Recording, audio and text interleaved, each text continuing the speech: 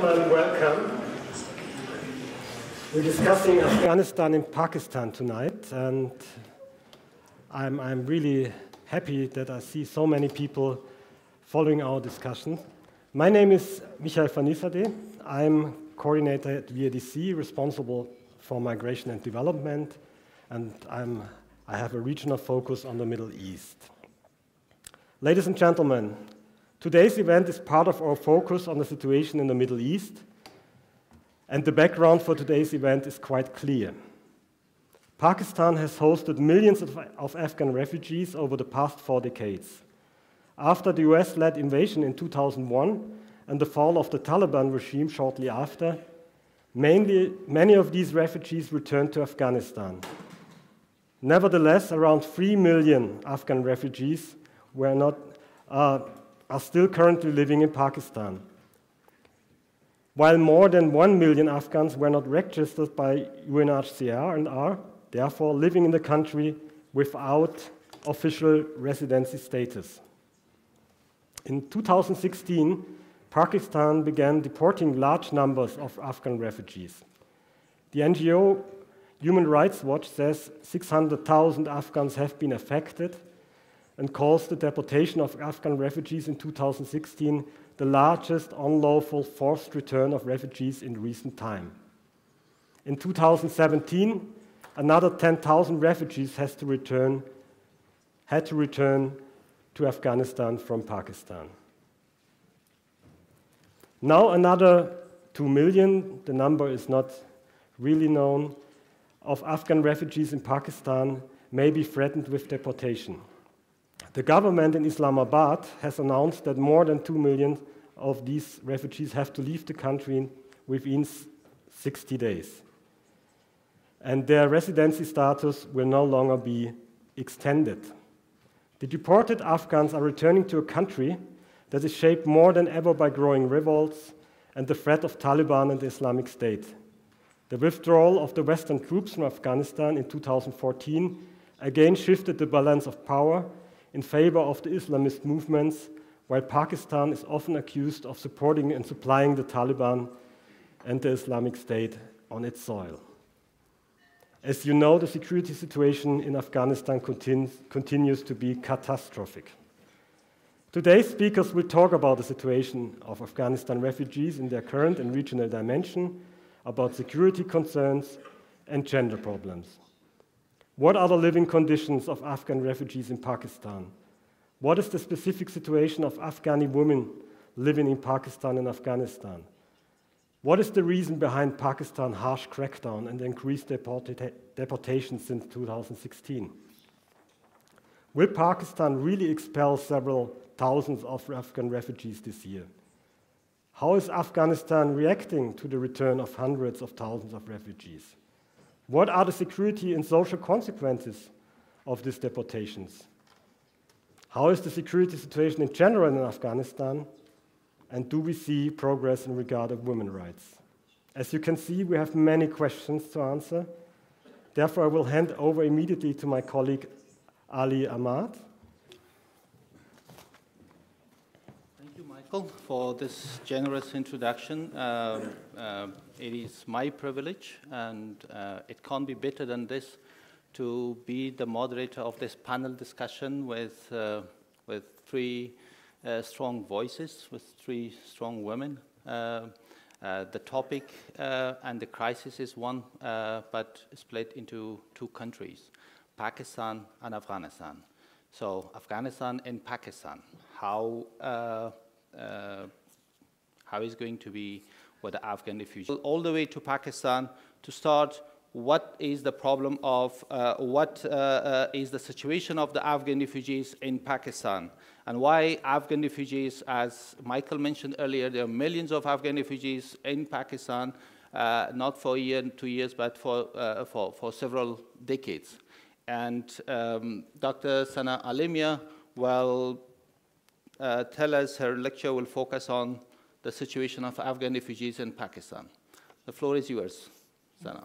Thank you so much, Dr. Ali, for the kind introduction and also for the invite. So thank you very much to the VIDC for hosting us all, and thank you to all of you to be here. I hope everyone can hear and follow me and can see me. All of us will be seated today, so hopefully you can hear our voices. So yes, as mentioned, I will be talking about Afghans in Pakistan, telling a little bit about the historical background, what the conditions are today, and what are some of the ways in which we can move forward, and what are the potentials for the future. So a few details have been mentioned, and one should pay attention to numbers as well, so because we have quite a few discrepancies and disagreements with our numbers, even the speakers amongst us. And this in and of itself is an interesting fact, because documenting refugees and undocumented migrants is always quite a difficult and problematic affair, and can also be quite a politicized affair. So, of course, there's a lot of debate about the position of Afghans in Europe. Currently, we are seated in Vienna, and of course, we will be familiar with these debates. But as mentioned, most of the world's Afghan refugees and displaced persons are either located within Afghanistan itself or within Pakistan and Iran. And historically, this has been the case. Most of the world's displacements are taking place within the so-called global south. This is where a lot of the burden falls. And since the 1970s, Pakistan has been one of the world's largest hosts of refugees, of Afghans, and it's estimated that at least around about 7 million Afghans will have lived in Pakistan during this 30 to 40-year conflict period, which is quite a sizable number given the Afghan population as a whole. As mentioned by Michael, of course, since the US-led invasion of Afghanistan in 2001, supported by NATO, Pakistan has shifted its policy towards Afghans and is increasingly turning towards repatriation or reintegration of Afghans into Afghanistan or outright deportation programs. The spread of the global war on terror in Afghanistan and Pakistan and a deteriorating relationship between the two states means that Afghans often find themselves within Pakistan being used as political scapegoats for whenever something goes wrong between the two states, and are increasingly subject to routine forms of harassment in the country. And this is what I would like to talk a little bit about today. And it's important to note that the majority of Afghans who live in Pakistan, around about 74% of those were actually born in the country. These are not new migrants. These are not people who were born in Afghanistan and migrated into Pakistan. 74% were born in the country. The remaining 26% are said to have been born in Afghanistan. So many people who have lived their entire lives in this country feel themselves increasingly being excluded and pushed out. And Michael, of course, mentioned some important facts and figures, and there are roughly around about 2.5 to 3 million Afghans in the country, perhaps 1.3 to 1.4 million of whom are registered as refugees with the United Nations High Commission for Refugees in Pakistan, and an undisclosed number of undocumented migrants. So we have figures here saying around about 900,000 have been registered in a recent program to register undocumented migrants, but intelligence reports from the Pakistani state estimate that this number could be anything up to 1-2 million or something like this, but the numbers are not particularly clear. And most of the Afghans in Pakistan are mixed along lines of ethnicity, of class, of age and gender, legal status, region of origin within Afghanistan, and where they're living in Pakistan. Most, however, around about 82% are Pashtun Afghans. Others then will include Hazaras, Tajiks, Uzbeks, and others. And most are located, here's a map just over there of Afghanistan and Pakistan. I'm sure many of you are familiar with this, but just in case you're not, and I'm going to just here, sorry, skipping ahead a few slides. Most are located within the northwestern parts of the area or along the borders, provinces called Khyber Pakhtunkhwa in Pakistan, and Balochistan. So that's where most people are located, but you've also had a number of Afghans who've migrated into major cities such as Karachi, Peshawar, Islamabad, Lahore, and the like. So this is where the majority of my work has been focused on.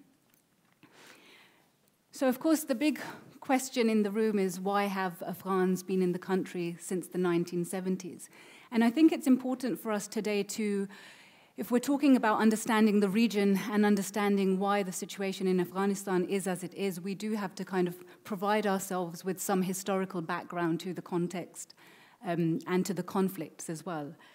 Of course, the first waves of migrations of Afghans into Pakistan start in the 1970s, around about 1973 onwards, when you have a socialist and then communist Afghan government coming into power.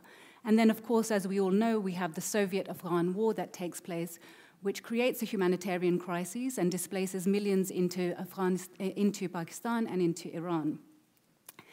For Pakistan, it was an important opportunity to welcome Afghans into the country for geopolitical reasons, if we're quite frank. The reasons being, of course, is that Pakistan, for those of us who are not familiar with the situation, was a newly created colonial state in 1947. And the border agreement between Afghanistan and Pakistan is dated on a colonial agreement from 1893 called the Durand Line Agreement. Now, when the Durand Line Agreement, when Pakistan was formed in 1947, the Afghan state contested the Durand Line Agreement, and much of the tensions between the two states today continue to center around the Durand Line Agreement. Namely that the Afghan state doesn't accept the Durand Line Agreement as being legitimate, even though in practice it does, but rhetorically often it doesn't. And also, it's very much related to the political status of parts of Pakistan called the Federally Administered Tribal Areas, FATA, which has been a buffer zone, if you will, and exists in a state of political exception within Pakistan. So in the Soviet-Afghan War in 1970s, 1980s, Pakistan is willing to sponsor Afghans who are coming into the country and actually invites them in quite openly as a way of gaining political influence in Afghanistan and quietening and silencing Pashtun nationalist claims within the Afghan state, so that they can, resolve this border issue. Okay. So this, by sponsoring the Mujahideen who were coming in and migrating in, or Islamists who were graduates from Kabul University, this was one way of silencing nationalists, by sponsoring transnational Islamists. And of course, the big elephant in the room comes with the Western Bloc and the US his support of the desire to defeat the Soviet Union and communism in the Cold War battle of communism versus liberal democracy and capitalism. So there's a huge amount and billions of dollars of aid and humanitarian aid pumped into the country. So this is why Afghan refugees are very much welcome and is located to the global conditions that are taking place in the country. Of course, when the Soviet-Afghan War ends, international humanitarian interest and the US's interest in Afghanistan massively dwindles. There is less attention on Afghanistan and on Pakistan and the diaspora's population. Pakistan, of course, still has an interest because at this time it engages in the patronage of the Taliban, of the Afghan Taliban, many of whom are located within Pakistan's refugee camps and many of whom, of course, within Afghanistan. And what you have happening throughout this period is because of the nature of the conflict, Afghans continuing to migrate into Pakistan, and these are new waves of Afghans, including former members of the communist government in Afghanistan and also Hazaras who are being persecuted by the Taliban regime. Now, gradually Pakistan's own decision and its own welcoming and its own willingness to support Afghans in Pakistan shifts, of course, with the global war on terror and when the September 9/11 attacks happen.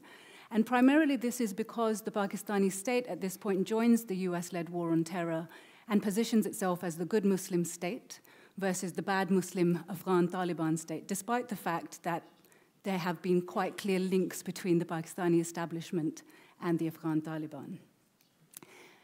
And what's happening then within Pakistan is also shaped by the US-led NATO war in Afghanistan itself.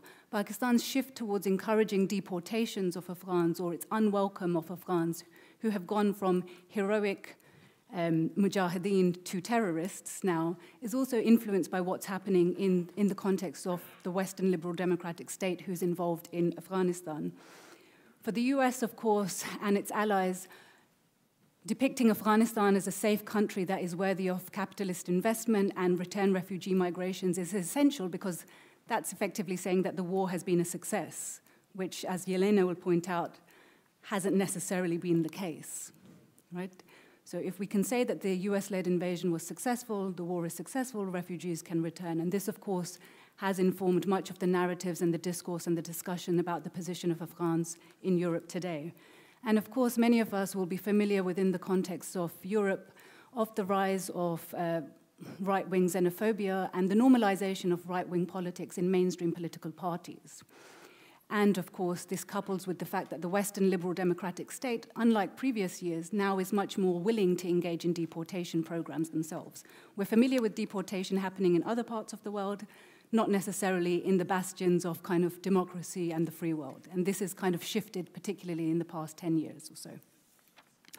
And you see this, of course, with the European Union using the leverage of aid to enforce agreements with the Afghan government that allows the EU member states to deport unlimited numbers of Afghans. And of course, on the other hand, you have the Afghan state that is interested in rebuilding its own state and population and infrastructure. So these are perhaps some of the things that we can tease out in the discussions. So these factors then neatly dovetail with Pakistan's own shift towards its position towards Afghans in Pakistan. And I don't think that we can talk about what's happening to Afghans in Pakistan without taking into account what's happening in other states as well. And of course, for Pakistan, there's also the reality that the global war on terror has also impacted its own citizens itself as well. Afghanistan has lost well over 100,000 people, I think the figures would say, since the global war on terror started. And Pakistan is, I think numbered at around about 67,000 people. There have been, of course, military operations, particularly in the tribal areas of Pakistan and the northwest frontier. And famously, of course, for the US during the global war on terror, it renamed the region politically in foreign policy terms as this quite offensive term of AFPAC. Right? So for the Pakistani state, it wants to distinguish itself from Afghanistan throughout this period as well, even though the conflicts are bleeding into each other. And one way of doing this is through populations. The border is not something that is simply located on a map as a line. It's also maintained, upheld, and managed through populations. In Europe, often we hear about populations of borders being transgressed. And the borders being transgressed is through population movements, through people crossing the borders. This is what upholds a border isn't necessarily just the line on the map. It's also this movement of people. So for the Pakistani state in the 2000s, it's engaging in this project of trying to articulate this Afghanistan-Pakistan border that is incomplete because of colonial legacies and colonial inheritances and what's happened since 1947. And this is also coupling with the shifting geopolitical situations in the region. So in the 1970s, 1980s, it's okay to welcome Afghans into the country and for the border to be transgressed because geopolitically this is important and it's significant. But this changes in the 2000s and 2010s when the war hits home, if you will. Okay. So I'll now shift on and perhaps talk to you a little bit about, well, what does this mean for the day-to-day lived experiences of those Afghans who remain in the countries? As I mentioned, a vast majority of whom were born and raised in Pakistan. Well, in this climate of hostility, where you've had people who've lived in the country for 30 to 40 years, many of whom are neighbors with Pakistanis in neighborhoods in Peshawar or in Karachi, and are traders or working or educating themselves, it's quite a disjuncture because on the ground, perhaps the animosity is not there. But certainly what is happening in day-to-day lives, and this is something that many Afghans are experiencing and has been reported by Human Rights Watch report, it's also something that I detail a lot in my work, is that a number of Afghans say that on day-to-day levels they are increasingly facing harassment by the state, arbitrary detention, and of course deportations. And Human Rights Watch actually doesn't refer to Afghans being deported per se, it uses this language of coercive repatriation. Effectively, Afghans are being bullied in a way to saying that they are unwelcome in the country, which is just making people say, actually, we must leave. And, I interviewed a young teacher in 2011, and by 2016, he had decided, he was living in Peshawar, and he had decided that he would move to Kabul to try and find work, and then actually moved elsewhere after that because of the day-to-day harassment that he was facing. So today, many Afghans are leaving Pakistan and either going into Afghanistan through these so-called assisted voluntary repatriation programs, sometimes outright deportation, and of course many others are choosing to use irregular migration channels to migrate to Europe, Australia, Turkey, and other states. So of course, repatriation should be encouraged and where desired, but this is kind of missing what a potential longer-term solution for Afghans in the country could be, which would include perhaps permanent residency status that could be given to those who have been living in the country for over 30 years. Or it could include, in an ideal world, we would be talking about an amnesty, which we have got precedences of these in other states as well. Or it would also include a review of how Afghans are allowed to stay in the country today, because the process for Afghans being allowed to stay in the country are shaped by the United Nations High Commission for Refugees and the Pakistani state, who is not a party to any of the UN conventions when it comes to the status of refugees in Pakistan. Pakistan is not a signatory to the 1951 convention regarding the status of refugees, and nor does it have a refugee policy in and of itself. So what, of course, should be encouraged in this situation is for Pakistan to become a signatory to these conventions, but also to develop a refugee framework and to think of a longer-term solution instead of using Afghans as a political kind of tool when it has a bad relationship or shifting geopolitical relationship with Afghanistan, in order to create a longer-term, lasting solution that will not only impact the Afghans who are living in the country, but will also perhaps be an important way to building up relations between the Afghan and the Pakistani states. Okay. So there's a couple of points that I'll try to not talk for too long, because I know we have others who would also like to talk. So so otherwise, I'll go on for a long time. This is what academics do. We just drone on and on. But perhaps in the question and answer session, we can talk a little bit about the different statuses of refugees, and we can come back to that. But briefly, what I'd just like to talk a little bit about is just two issues, of course, of the positions of minorities in Pakistan, particularly Shia Hazaras in Pakistan, and just about the position of women, and then I'll close with that. So if I can keep your attention for another 2 to 3 minutes, that'd be great. So, as I mentioned, of course, the Afghan population in Pakistan is quite diverse. It's quite mixed. The majority are Pashtuns, but you also have sizable other minorities. And particularly vulnerable groups in Pakistan include the Shia Hazaras, who are targeted by sectarian groups because they appear visibly Shia in the sense of, or there's an ethnic, of course they don't appear visibly Shia, but ethnically militant groups are able to target these Hazara groups in an easier way. And there have been a number of key and high-profile bombings against these groups. And it's a particularly difficult situation for Afghan Hazaras who were born and raised in Pakistan, because also the conditions for those Afghans in Afghanistan are not safe. So many have then chosen to engage in irregular migrations towards Europe and towards Turkey and also towards Iran. And many also, of course, don't find themselves necessarily being provided with the support. And this, of course, Shias in Pakistan are also persecuted who are Pakistani citizens. So this isn't something that's just specific to Afghans. And this is also a broader point to keep in mind, is that Pakistan is itself a high asylum-seeking population, a country as well. It also produces high numbers of asylum seekers. And in of itself has had over 5 million displaced persons from the federally administered tribal areas in the region as well. So Pakistan in itself has a number of issues that it's facing.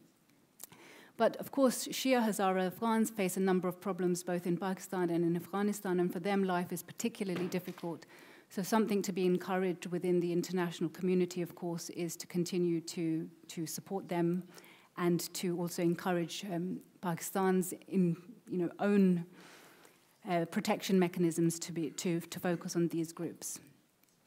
And just very briefly on of course, the position of women, Afghan women in Pakistan, is also something that is very, very interesting, but incredibly understudied. And it was amazing because, I was asked to write a few brief words on it, and I was looking out for other things that may have been written on it, but it really was quite startling that I wasn't able to find out so much, apart from bits of research that I myself had done and a couple of other really good academic pieces.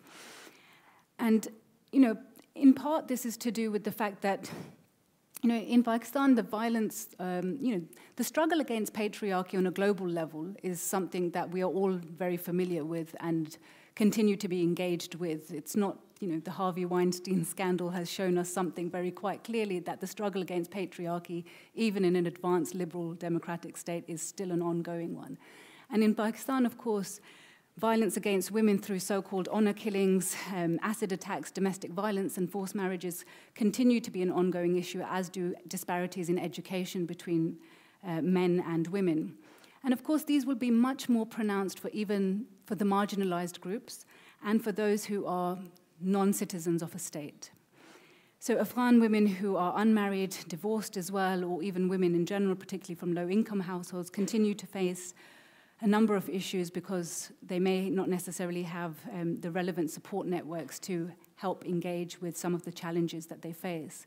And this is something within Pakistani activist networks, within female human rights and women's rights empowerment, is also something that is perhaps needs to be addressed within these circles, where more women who are locally pushing for rights within Pakistan can also engage with Afghan women beyond this narrative of refugee repatriation. And of course, this is also something that comes back to the issue with how Afghans are managed in Pakistan and historically have been. Historically, the position of Afghans in Pakistan has been mediated by geopolitical events. In the 1980s, there's a study done by an author called Aisha Khan, who looks at how much of the aid was funneled to refugee camps with the priorities of meeting the needs of the Mujahideen. This is despite the fact that around about 70% of the residents of refugee camps were women at this point, women and children. So the priorities of the donors perhaps should have been to engage with aid and distribution practices that would have met the needs of women, but the priority was to engage in programs that were supporting the Soviet-Afghan war. Today, there are a number of issues that women face, but are not being addressed perhaps by the refugee community because the focus tends to be on refugee repatriation, when that's not the only issue that is at stake. So I will perhaps leave it there in terms of what we can think of. There are a number of things, of course, what we need to think of in terms of longer-term solutions, medium-term solutions, and immediate issues for what can happen for the position of Afghans in Pakistan. Of course, the longer-term solution will always be related to peace in Afghanistan and an improvement of Afghan-Pakistan relationships. It will also be about this big thorny issue of the Durand Line. And within Pakistan, it will be what happens to the status of the federally administered tribal areas, which I'm happy to talk a little bit more about. And then, of course, the main issue, of course, in the current immediate issue is to encourage the state to stop these processes of deportations and to reevaluate this coercive pressure that's being put on Afghans who are living in the country. So thank you so much for your time, and sorry for going over a little bit, but thank you very much.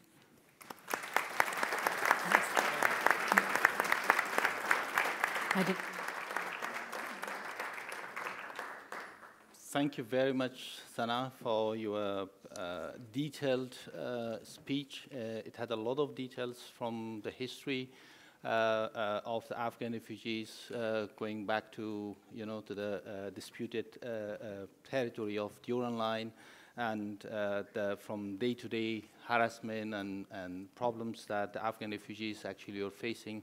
And I'm sure your information created a lot of questions with the audience, but we will come to those actually later. But we smoothly shift to from Pakistan to Afghanistan and see how is the security and political situation in Afghanistan, and what are the socioeconomic implications of the so many returnees to Afghanistan from Pakistan in particular. And I would like to ask Jelena to, because Jelena works for Afghanistan Analysts Network, and you have done a lot of work in this regard. And I would like to ask you to give us an update on the political security situation in Afghanistan. The floor is yours. We'll certainly do. Thank you, Ali, and thank you all for coming to listen to us. Fortunately, Sanaa, I like to speak short, so thanks for taking. Okay, I'll just walk you briefly through what are the latest trends in the security and political situation in Afghanistan. By latest, I mean what's latest in the last year and a half, 2 years. I think Sanaa gave a great introduction on the last 40 years of conflict in Afghanistan, and I don't need to remind you that we are talking about a country that has been in conflict for the last 40 years. So Afghanistan is, as usually, in a very dynamic political situation and security situation currently, and I believe all of you are aware of the latest peace offer to the Taliban that President Ghani made last week, actually on 28th of February. That has definitely marked some change in rhetorics on peace in the country in the last 17 years. However, the violence, the number of the attacks are showing the upward trends in the country, despite the offer that it came. So obviously there is also the political issue of the national unity government, which is not so united, and it's rather an artificial creation which is somehow holding together. And it's always, for the last 3 years, there was always expectation when it's going to fall. Obviously the national unity government comes with a lot of ethno-politicking, because you do understand that the government is formed between the two major ethnic groups, which is the Pashtun and Tajik. So I'll first briefly speak about the state of war, and then I'll walk through the other trends. So by the state of war, as I believe many of you are aware, UN reclassified last year Afghanistan from the post-war country to the country in an active conflict. And my organization, which is a Kabul-based think tank, the Afghanistan Analysts Network, we try to measure the state of war by introducing some indicators. We actually have elaborated number of indicators, but for the purpose of this presentation, I'll just mention 4. And we use the number of security incidents, the number of civilian casualties, the number of IDPs, and the number of the government-controlled territories or Taliban-controlled territories, vice versa. Yeah. So all of these indicators have shown the upward trends for bad, not for good. So the key observations are that, to start with the security incidents, there is an increase in the security incidents as well as those that are caused by the government as those that are caused by insurgent groups. There is an increased number of airstrikes since the US started since introduction of the new Trump South Asian strategy and obviously new Trump's approach to President Trump's approach to Afghanistan. The increase of airstrikes also is visible in the sense that there is a component now which is attacking the insurgents' financial network. So there is number of airstrikes on what they call the drug facilities. I'm just using this as an example to try to show you the vivid example of why the civilians are actually the victims of these attacks, because as you can imagine, the drug labs are not visibly marked as like Spar or I don't know, the factory. I mean, these are clandestine operations. They are often based in a compound in which civilians live, and there are a number of civilian victims. The number of attacks, airstrike attacks, I'm not good with numbers, but I know that the number of attacks in November and December was as high as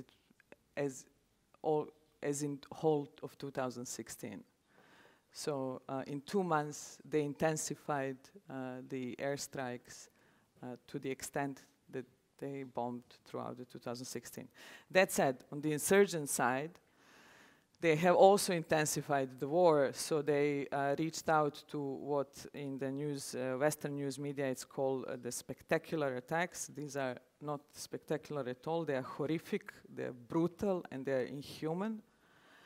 And I guess all of you are aware of the 31st of May bomb attack in front of the German embassy, which caused the 500 civilian casualties, over 100 dead and over 400 wounded.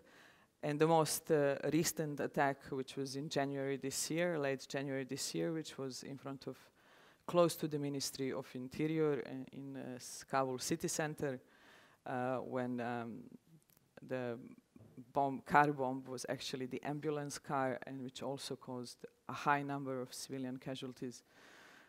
I don't remember now from the top of my mind, but certainly 200-300, I think it was. So we have higher number of security incidents. We also have the higher number of civilian casualties. Although the latest UNAMA report, which is called the Protection of Civilians, and it's the probably most reliable report on the civilian, as it is the most reliable methodology on documenting civilian casualties, states a decrease of 9%. We are still talking about 10,000 people being, or 10,000 casualties a year. 10,000 casualties a year is a high number. So the decrease of 9% is the decrease from 11,000 something to 10,500. So I'm not sure that that's a decrease we want to see when it comes to the casualties. There is also, in 2016, when we had the intensification of conflict in rural areas, we've seen a high number of IDPs. It was, as far as I know, the highest year on record in the terms of internally displaced persons.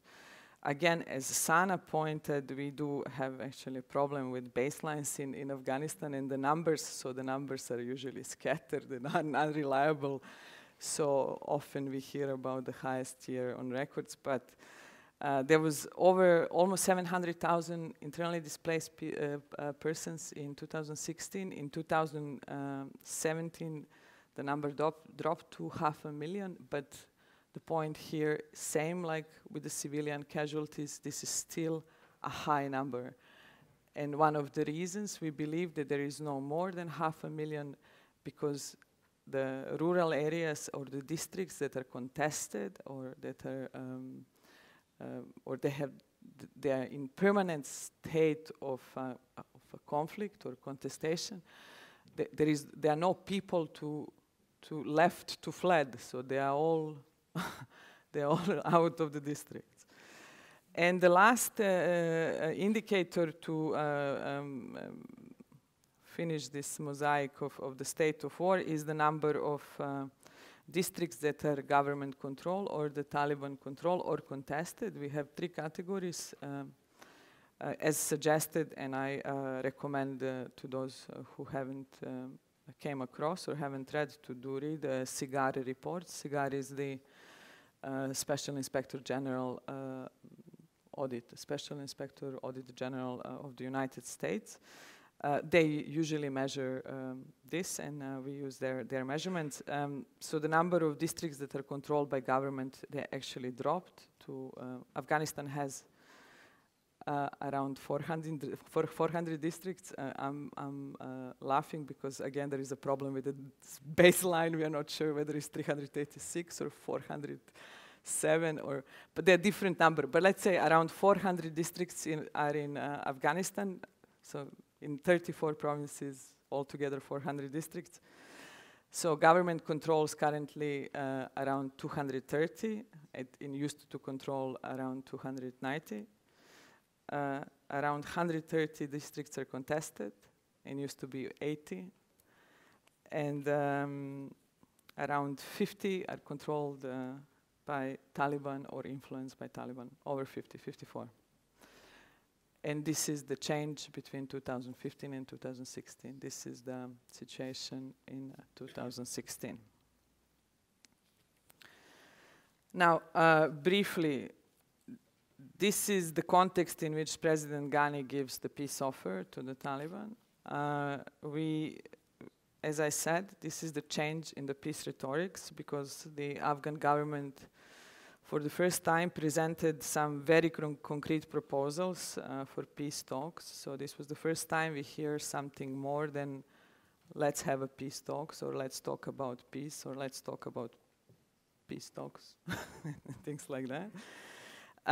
The concrete proposals are actually, what is interesting, he did say that this offer comes without any precondition, although he very clearly stated that there are two things which are non-negotiable. One is the women's rights, and the second one is the basic values of the Constitution. The basic value means upholding to the basic human rights, including women's rights. But the offer includes, and this is for the first time, a mention of the ceasefire, although it's not clear who shall cease the fire first, or whether he invited Taliban to ceasefire, or whether he's planning to ceasefire. He also offered the office for Taliban in Kabul, the lifting of sanctions against those Taliban who would join the negotiations. As you know, there is a UN sanction list for the Taliban that are currently fighting. There is also passports, help with the to help relocate the families. Also, an offer to allow Taliban to register as the political party, although it's not clear whether the Taliban at all want or wish. Or I never heard or read any interview or study in which the movement itself actually sees itself as a political party, or it's flirting with the idea of becoming a political party. What is not clear in all of this, in this peace offer, is what is the sequence of this and who is going to do this. We do, however, know that there is a lot of negotiation ongoing, both on international level through Doha office and on the local level through local Taliban commanders and so on. What was interesting in President Ghani's offer for peace talk was also a mention of Pakistan, because as some of you may be aware, there was a very strong rhetoric from President Ghani in the last 2-3 years against Pakistan. So for the first time, we see Ghani approaching Pakistan constructively and offering state-to-state dialogue, and also mentioning a joint work on a plan to return Afghan refugees from Pakistan within a period of 18 to 24 months. But I'll come to this later, yeah? So the peace offer comes obviously as the war is intensifying, but it's also coming. It's very important and interesting that President Ghani presented this offer as the offer of that is coming from the National Unity Government. The National Unity Government, to remind you, is the government that has been formed after 2014 presidential elections, which were rigged, and it was a deal that was facilitated by then Secretary of State John Kerry to bring both winners of the elections as to form the government, and this is so-called National Unity Government with between Abdul Ashraf Ghani and Abdullah. What is just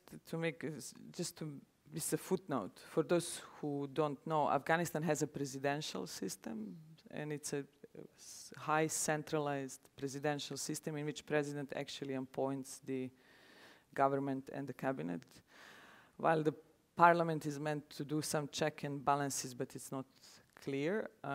The idea when the National Unity Government was formed, as per John Kerry's proposal, was to actually revise the constitution and possibly a political system and maybe establish prime ministerial position and rebalance the power sharing in the country. That never happened. So coming to that never happened, and him presenting this as a national unity government offer of peace. We all know, or us who are in Afghanistan, we all know that this national unity government is national disunity government, and it's all about the standoff and rift between Abdullah and Ghani and Ashraf Ghani. Sorry, I'm getting into. I won't go into details, but on the daily on the daily basis, this standoff between, in this case, let's say Jamiat-e-Islami, the main Tajik political party that Abdullah is a member and part of, and President Ghani is visible, and that's visible through Atta Noor's removal in the Balkh province, ongoing negotiations between the ARG and Jamiat, and so on. So, but I won't go into details. If anyone wants to know the details, we can raise them later on in the questions. What else? The most important thing when it comes to the political situation, current political situation in Afghanistan, is obviously the elections. And as you know, Afghanistan is supposed to hold the parliamentarian elections that have been postponed for have been postponed several times since 2015. So this means that Afghanistan is entering the election year, and it's actually entering the election year of 2017, but this year, but it's also entering the presidential election year, because the presidential elections are supposed to happen in 2019. I think I offended someone who's probably close to Ghani or something. Yeah, but that's okay.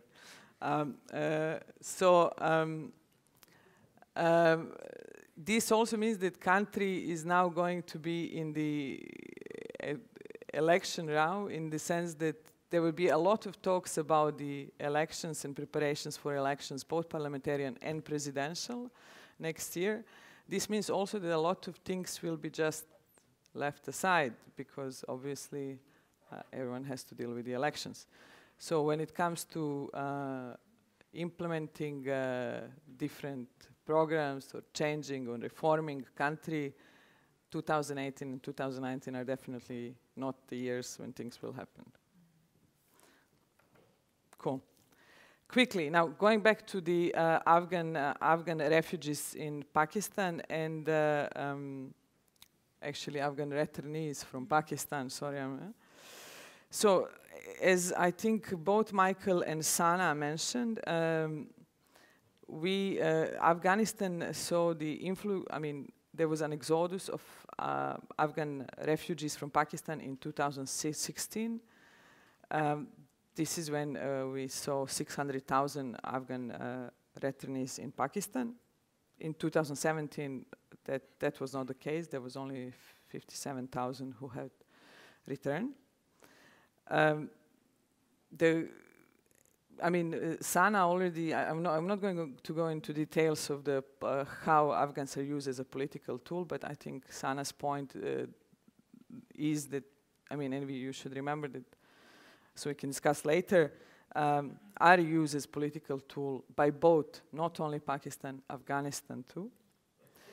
Afghanistan is using the extension of the POR cards, which are the proof of registration cards. These are like the refugee cards, which the Pakistan state gives to Afghanistan, which makes their life easier, so they can open bank accounts, or for that matter, not being harassed by the police if they have the POR cards. So this extension of POR cards is actually something where you can clearly see how this political pressure on Afghanistan and Afghan refugee works. The last extension happened on 31st of January this year.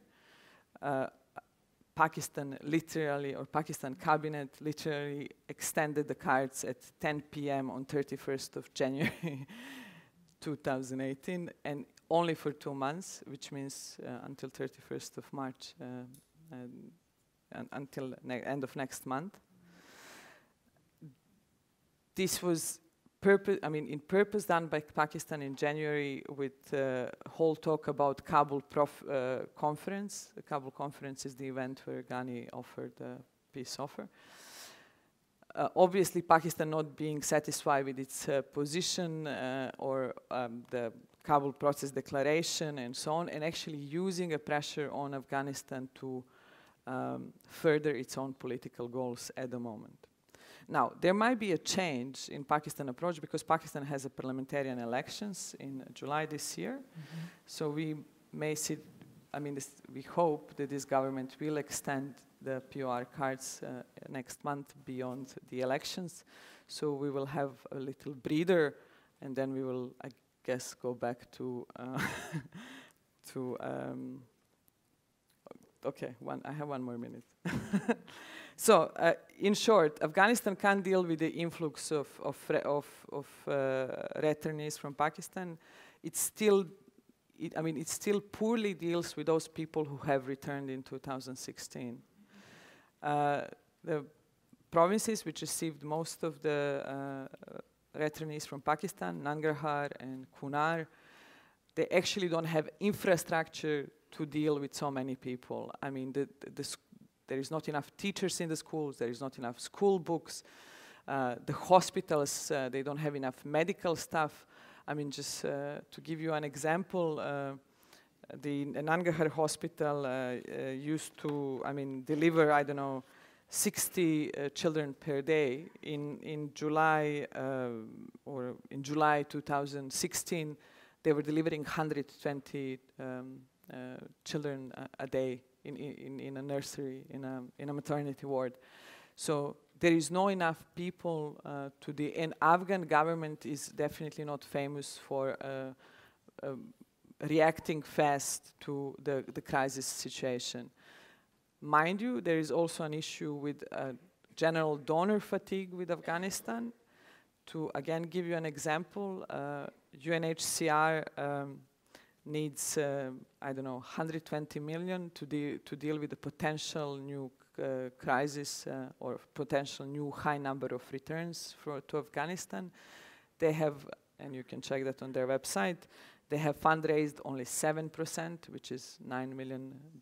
They can't, and UNHCR is the one who's supposed to provide these cash grants for the people who are returning to Afghanistan so that people can actually start some basic life. So, the international community also seems not to be up to any possible big return from Pakistan. Finally, these are only short-term things which concern the return of Afghan refugees, Afghan returnees from Pakistan. They're obviously and these people actually are in need of the long-term solutions, and the long-term solutions are the land allocations, the creation of the job opportunities, and so on. Afghan government so far hasn't been able to draft the new legislation on the land allocation. Again, for those who are not familiar, in Afghanistan, 20% of the land is privately owned, 80% is owned by the government.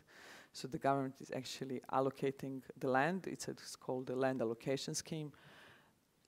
The previous land allocation scheme was so corrupted and so misused that there is a need to redraft a whole process and legislation to start anew with this allocation, land allocation schemes. My last sentence, and I'll shut up. As Sanaa said, and I think that's also very important, 74% of Afghan refugees in Pakistan have never been in Afghanistan. They are born in Pakistan. They don't know this, and why this is why the land issue is so important, and why the land allocation. These people actually have nothing in Afghanistan, and if they are forced to go back to Afghanistan, they have. The government needs to provide them with not only short-term winterization program, blankets, flour, and so on, but it needs to find a long-term solution and place in the country and in society for these people to stay. Thank you. I'm so sorry for taking.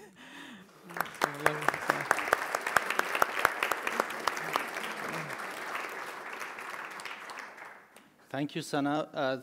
Thank you, Jelena, for your in-depth analysis on the security political situation and also on the status of the Afghan returnees in Afghanistan and how the social services are provided, if they are provided, and also on the peace offer and ethnic politicking and so on. Because we don't have much time and I want to give enough time to the audience for questions, I'll go straight to Setara Hassan to inform us how is the situation of the women currently and where women actually fit in this in the current situation in Afghanistan, and if you especially the lives of women from social, economic, and security perspective, and whether this deteriorating security has impacted women in Afghanistan since you're leading the Women TV in Afghanistan. The floor is yours. Thank you very much. It's a pleasure, a great honor to be here among all of you, and thank you, VIDC, Mr. Michael and Mr. Ali, for organizing a conference as such, which is of high significance because of deportation of a lot of Afghan refugees, not only from Pakistan and Iran, but also from Europe. I will focus more on women in Afghanistan, because I leave that to the experts who have been giving a lot of amazing information in that regard. Since the collapse of the Taliban and the beginning of international community engaging in Afghanistan, rebuilding the country, and numerous national and international conferences and symbiosis have been introduced to Afghanistan to promote women empowerment, promote gender equality in Afghanistan. As a result, several gains have been made. Today, an estimation of 8,000 people are employed in government offices, which is an accomplishment, though small, but still of high value to the Afghan community. Since looking at Afghanistan and Afghan women, last year a magazine, a women magazine, started TV stations that deal with women's challenges, and other than that, a movement, a social media movement such as Where Is My Name started and took off in Afghanistan, was pretty successful, and a lot of Afghans would understand why Where Is My Name is important, because in Afghanistan you do not call a woman by her name. She is either a wife of somebody, a mother of somebody, or a sister. So when there is somebody, an invitation card, even if it's her wedding, you do not write her name. So it's Murtaza's son, or Murtaza's daughter is getting married to Hamid. And who is the Murtaza's daughter? Especially if the person has many daughters. So it was very important, and it kind of changed the mentality of a lot of people, and it raised very important questions. And now, as a result, a lot of women do demand that their name should be written on the wedding invitation card. If a woman is dead, it should be written on her graveyard that this was a woman. Given that kind of value to her is important.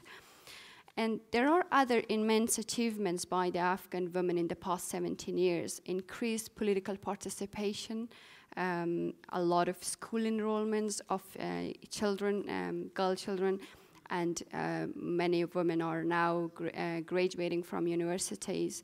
Increased access to justice and legal protections of women's rights. Decrease in certain harmful cultural practices, especially in areas where women were given to somebody if there was a family tension and someone was killed in order to, because there is not rule of law, so you would give your daughter as an excuse. The recent numbers do say that that kind of practices have decreased dramatically in Afghanistan. Nonetheless, women still face a lot of systematic challenges beyond the common ones we hear about in regard to Afghanistan. Poverty, illiteracy, lack of access to standard education and health services is the cultural embedded degradation of women, seen as second, third, fourth, fifth citizens, objectified, owned by husbands or other family members. And they do not only face this kind of challenges within the families, but also when they go to the communities. Over 90% of Afghan women are harassed in educational settings, on the streets, workplaces, government offices, private sector. And it's remarkable how so many women face so many challenges, and yet they come out and are seen today at educational settings and workplaces. Therefore, it's very important these additional efforts are needed to not accelerate the above the achievements that I just mentioned, but also to ensure that when the reconciliation with the Taliban happens, that these achievements are not jeopardized in any way, that women still are protected and increase being protected by the Afghan government. So the compromise should not, if it happens to be a compromise, it should not be on women's rights.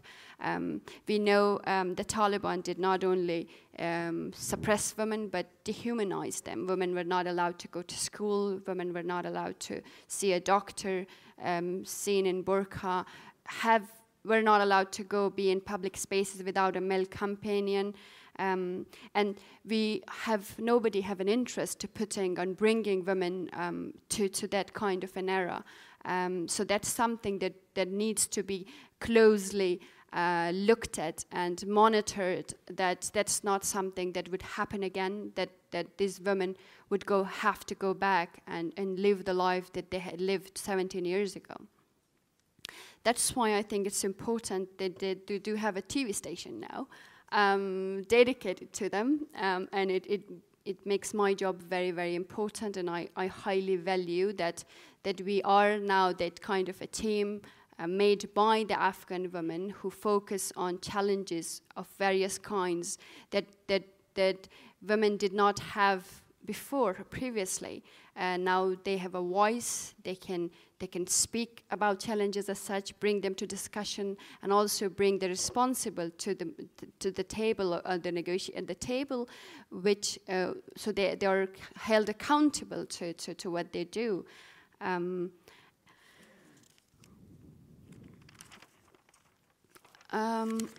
At the TV station, of course, we focus on various issues, and because women's right is not only their basic human right, but also very, very important, and that's the kind of approach we do take when we talk about women's issue, to look at not because, I mean, even in Europe, feminism is sometimes, so you want superiority for women.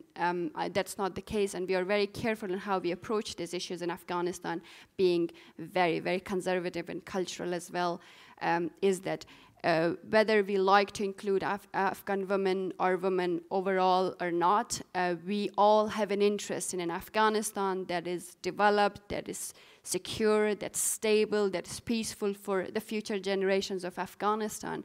And that will not happen unless the women are involved in every aspect of Afghanistan. And whether this is peace provisions, whether that's politics, and whether there is, and that's the kind of understanding we have to bring to the men and women of Afghanistan, that this is not going to happen without their participation.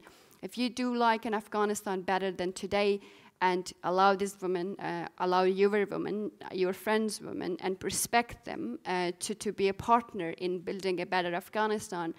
On the way, you might realize that she's actually not that bad, that she's actually as capable as yourself, probably more capable in many areas, and that's the kind of approach or method that we're using in Afghanistan. And we focused on specific areas, women's cultural empowerment.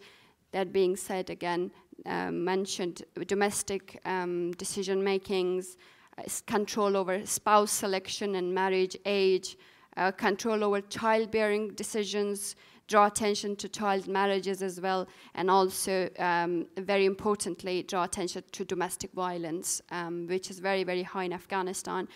And going, of course, also looking at programs that deals with women's social empowerment. And again, the talk brings us back to the Taliban, freedom of movement for women, so they should be allowed to move wherever they want without any male companion, access to education and healthcare, and also freedom from gender-based harassment, discrimination, and violence. And we also try to focus on women's economic empowerment. In that area, we try to focus on knowledge and knowledge about financial resources and financial literacy to very basic one to women, and also financial management, and also promoting women in business. And that has been increasing in Afghanistan quite a bit in the past few years. A lot of women in the bigger cities like Kabul, Herat, Mazar Sharif now run businesses of starting with small businesses, handicraft, sometimes making an Afghan special turshi, it's a special dish that you can, pickles, thank you, pickles, and things like that. And usually with very, very little sources that they get as microcredits, and they use that to build businesses and employ other people and contribute to the Afghan economy. That should be acknowledged.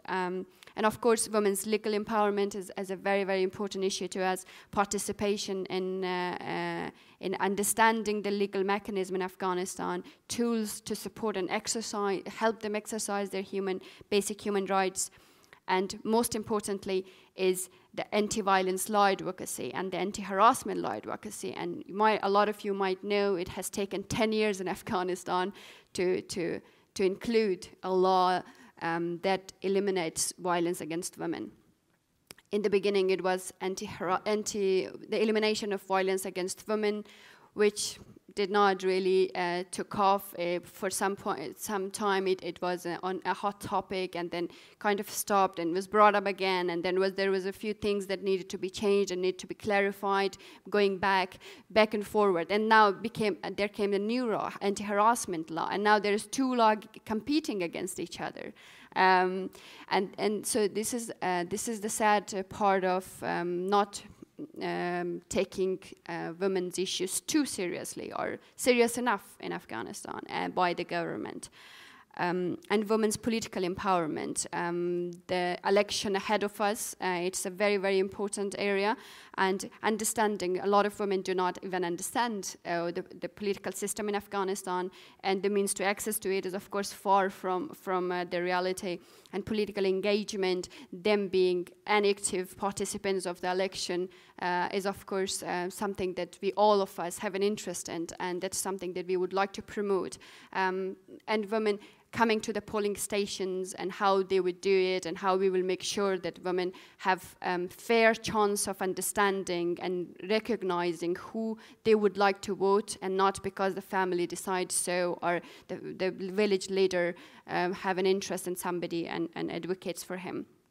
So for me, it's important that Zan TV programs go beyond the mere presentation of factual information about the status of women in Afghanistan, but explores its larger significance by stimulating critical thinking and deepening the audience's understanding about women's empowerment and its impact on the overall development of Afghanistan.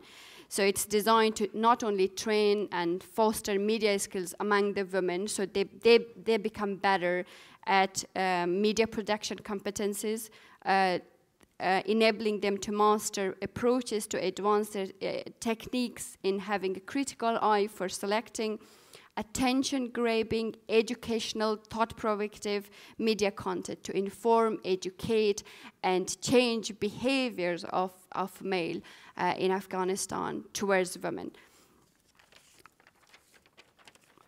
Do I have time? Yes, okay.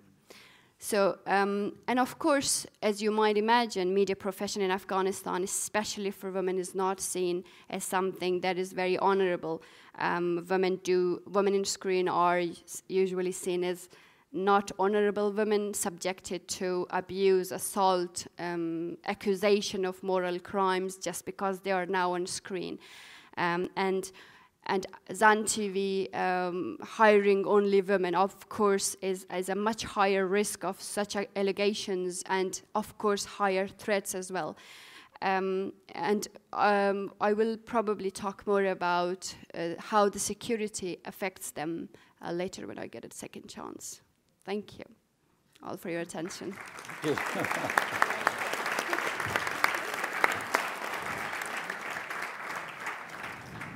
Thank you, Setara, for raising this very important issue about women and your initiative in Zan TV, and I think it's very important to highlight this. Before I come actually to the audience for their questions, I have two very quick questions, and I raise this questions to the panelists, and then I will come to the audience. My first question, actually, I address it to both of you. It's the role of Pakistan, because you mentioned that Pakistan is using the Afghan refugees as a political tool to influence in Afghanistan. And Sanaa, you mentioned also about the Durand line and the politics behind the Durand line. So is it like Pakistan using the Afghan refugees as a pressure button to pressurize Afghanistan only, or is it like beyond the Durand line debate, and is it like counter another country, another influential country in the region to counter that influence? And where is that, what's going to Pakistan achieve by pressurizing Afghanistan using the Afghan refugees? Is it like only to the Durand line or beyond that? So maybe you can tell us from the Pakistan perspective, and Jelena from Afghanistan perspective. Yeah, I mean, I think it's it's an important question, and I think, what I've found interestingly is that this process it really comes down to this process of border making and the Afghanistan-Pakistan border. It goes back to this old colonial Durand Line agreement, but in practice, the border is very, very fluid. As I mentioned, you have what is effectively called a geographic buffer zone, the tribal areas, federally administered tribal areas, that exist in a political state of exception within Pakistan. They are not part of the constitution. They have separate laws that govern them, which means that the Pakistani police can't enter into the areas. So the border is quite a fluid border. So the overall relationship between Afghanistan and Pakistan will never really be able to be resolved until FATA is actually included and incorporated into the Pakistani state proper. So this is one challenge that the Pakistani state faces, and it's quite interesting to see that the desire to perform this border into effect has really started to come and take place when the global war on terror started. So you have a lot of WikiLeaks documents, for example, revealing that in 2009, the US government was quite heavily pressurizing, and Pakistan was also receptive to this, that this border should be maintained and more well maintained. And now, of course, the Pakistani government is also saying to the US administration, if you help us build this fence, which in parts of the border are now being built, this will help us to include population management flows. So the pressures are coming from a number of different levels, and much of what is happening on a broader political scale in terms of conflict within the Afghanistan-Pakistan region are related to this unresolved border issue. So, of course, Pakistan believes it has something to put pressure on Afghanistan for, because Afghanistan only last year, there was a tweet from the former president of Afghanistan who said, we still do not recognize the Durand Line, right? Which was quite, for Pakistan, who was born in quite geopolitically tense circumstances, has had this hyper-security paranoia because of the rivalry, of course, with the other big player in the region, who we haven't mentioned today, India. And so, Pakistan has this paranoia about India, and it's a military-dominated state in and of itself, which means that it often looks to the region in geopolitical terms. So for Pakistan and for Afghanistan, these questions of, will Pakistan achieve something if it kind of uses the refugees as a pressure point, I don't think it seems to be proving successful. And the reason why it's not proving successful is because Afghanistan can also ally, as it historically has done, with, say, India in terms of investments and infrastructure and development. And perhaps also China is also investing in Afghanistan, but also in Pakistan. So, you know, there is a whole regional geopolitical power play at here impacting, you know, what will happen with this big elephant in the room, which I don't think that we can kind of talk about this region without talking about the border and the Durand line and the refugees as well. And it's very clear that Pakistan is attempting to use the refugees as a central tenet of its policy towards Afghanistan, but it's not proving in any meaningful way to be successful in getting what they seem to want to do. Right? So, you know, I don't know. Jelena.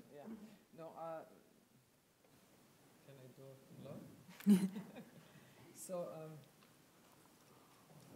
I can't hear myself. That no. Yeah, it's working now. Okay, cool. Well, I mean, first, when you say whether, I mean, I would first answer your question with a question: why Pakistan would actually challenge Afghanistan on Durand line when Pakistan is totally fine with the Durand line? It's the Afghanistan. Yeah, exactly. It's the other way around. I mean, it's like the Afghanistan who is actually not accepting and questioning the Durand line, and it's like, yeah, I mean, like, this is not the border, you know, and we want, obviously, exactly, you know, our Pashtun belt to be the part of. I mean, you know that better than I do. I mean, you're born into I want just to give a bit of context on because there is a certain dynamic on Afghanistan actually using the refugees as a pressure button, and that's only in the last 3 years. It's actually since 2015. And it's actually linked to the attack, the big attack in Pakistan, in Peshawar, yeah, in December 2014, which was carried by the Pakistani branch of Taliban. And this is when Pakistan in 2015, early 2015, actually pushed for the first time around, I think, 50,000 or between 50 and 100,000, I can't remember now. But a big number of Afghan undocumented refugees residing in Pakistan. And it's since then, it's since 2015 that we see this dynamic of Pakistan, using this extension of the proof of registration cards as a pressure button on Afghanistan. Obviously, there are other things which, I mean, come in play why Pakistan is pressuring this refugee button, and that, as Sanaa said, has to do with this regional dynamics and geopolitics. Afghanistan aligning itself closer to India and becoming a partner in Chabahar port between India, Iran, and Afghanistan as a competitor project to the Chinese finance project in Pakistan with what is the name of the port? Gwadar port. Which is, I mean, the distance between the two ports is 70 kilometers, so you understand. So, and these both ports, which are on, I mean, are supposed to be the key channels for the trade in that region, and one is financed by India, the other one by China. So, and one uses Iran, the other Pakistan. So, and it was interesting. We actually those Afghans that have been pushed in 2016 from Pakistan, they have, for example, reported that the Pakistan police or the Pakistan neighbors started insulting them and calling them sons of Hindus. So there was this whole new discourse in and you know, it's like a really deadly insult in Pakistan when Pakistani calls you son of Hindu. That all came into a play because of this regional geopolitical dynamics. And then obviously there is another pressure on Pakistan, which then concerns the Taliban, and then financing and hosting Taliban and so on, and then pressure to constructively participate in any peace talks in Afghanistan that sometimes unnerves Pakistan, so then they again pressure the button on refugees. So, I mean, you know, the refugees are just kind of, kind of a token to play with, and it's like, I mean, they are people, we all know, but actually both countries in a way, I mean, Afghanistan also is doing that with the refugees by inviting, like saying, oh, 2.5 million Afghans should come back to Afghanistan, we are going to take care of them, of course. I mean, there is nothing government is doing about it. They already came back, not an additional 2.5 million that could potentially come back. Yeah. Thank you. Just one last question to Setara. Once there was a statement on the UN website that Afghanistan is the largest prison for women. And once Reporters Without Borders said that Afghanistan is the most dangerous country for journalists to work. So, and you're both. You're a journalist and you're a woman. And you live in Afghanistan. So how does that make you feel? That makes my job the most interesting job in the whole world. And I honestly mean that when I say so, because the more challenging, the more you learn. And it's a path, it's something that's impactful. We have started something that I think will take a lot of women very, very far. It's going to be impactful. And that is, of course, security. You mentioned security. Security is a big one. And that is something that keeps you up at nights, because I always fear that something might happen and the TV station might get an attack, or somebody just follow one of our employees because they recognize faces and just blast their cars. And this is something that is on your mind on everyday basis before you sleep, and the one thing you think of every morning you wake up. And it's very, very horrifying to think about it when you sit here in Vienna or in London or any other country, that losing your life is such a reminder on every second while living in Afghanistan. And being a woman, being on a TV set, you are at higher risk. And I will mention one comment that might disturb you all as much as it disturbed me. There was a comment by a scholar in Afghanistan. It was a religious scholar who had shared that these half-naked women of Zan TV, if they were beheaded, it wouldn't be against Islam, because, and imagine somebody sharing that kind of a statement on social media, and other people liking it and agreeing with that. And in day and age we are living today is nothing but very horrifying, disturbing, something that we would not want to be a part of. And that's something that should terrify us from being in Afghanistan, shy away from activities that we are engaged in. But that also encourages and inspires everybody else to how important it is. How important it is to give awareness to the men and women in Afghanistan that whether you like it or don't like it, we are here. We're going to stay here, and we're going to be around. You will see us. And this is something you have to learn and accept and be proud of as an Afghan, and appreciate as much as you can, if you can. And I will also bring something else up that I think is very important, is refugees. And because it also engages women, because unemployment in Afghanistan is of over 40%. Over 40%, and it does not only cause economic issues, but also social one. Drug abuse, and things like that. If the Afghan government comes here and said, you know what, send our refugees back, so what about the 40% already in the country without a job? Even if the security was not an issue. Security aside, just in employment is such a big issue. Even 50% of the Afghan populations are going to be out of job long term. So this is something that we also need to take care of before inviting the refugees coming back and returning.